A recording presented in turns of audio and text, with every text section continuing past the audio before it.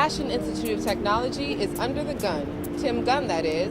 On Tuesday, Gunn made an appearance at the Fashion Institute of Technology to share his story and talk about his latest book. Gunn, who is famous for his roles as co-host on Project Runway and new spin-off show Under the Gun, but he has long since added author to his fashion arsenal. Reporter Tyler Hart sat down to talk with the star backstage about his newest and latest book.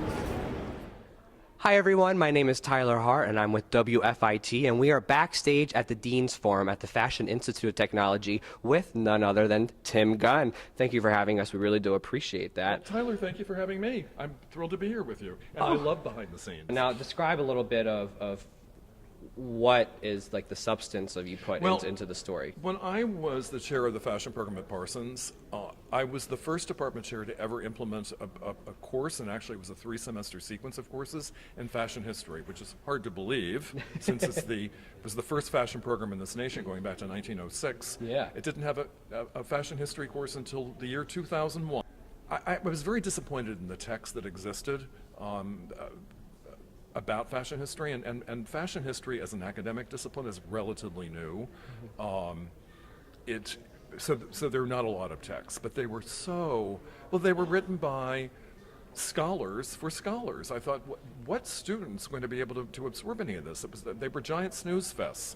So ever since 2000, 2001, I've wanted to write a fashion history book, and when I was given an opportunity to write a book, it was for Abrams in 2003, no, 2004, I'm sorry. They said they didn't want the fashion history book. So at any rate, fast forward, Gallery Books, which is an imprint of Simon & Schuster, said that they would. And I wanted it to be very relatable. I wanted it to be accessible. So I wrote it from the point of departure of what's in your closet.